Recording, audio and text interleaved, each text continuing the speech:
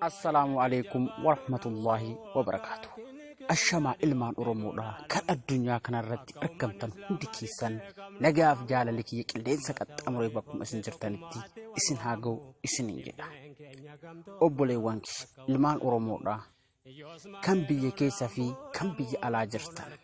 Ijoolleen suuraa irratti argitan kun ijoollee Oromooti. Ijoolleen kun akkuma nama kamiitiyyuu dalagadhee ofis jijjiiree maatii koos jijjiiree gara biyya abbaa kootti deebi'a jechuudhaan biyyarraa bayan.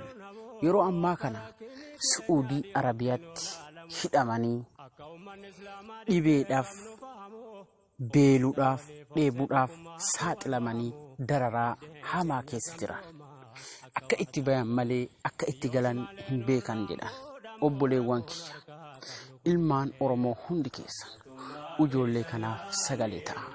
Abbootiin amantaas sagalee ta'aaf.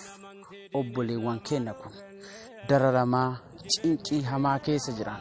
Kanaafuu bakkuma jirtan ilmaan Oromoodhaa hundi keessan sagalee akka taataniif kabajaan isin gaafana.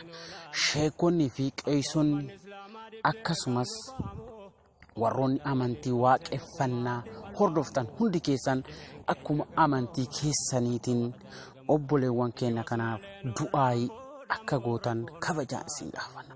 Obboleewwan keenya kun obboleewwan nu hundaati. Oromoon wal malee waa hin qabu. Nuti dhiiga tokko bakka jirrutti obboleewwan keenyaaf sagalee haa taanu dhaamsa kooti. Galatoomaa. Assalaamu alaikum warahmatullahi wabarakatuhu. Namni Oromoo taate sagalee kana sheer godhuudhaan addunyaarra facaasati sagalee ilmaan Oromoodhaan dhageessisaa isiniin jedha. Galatoomaa.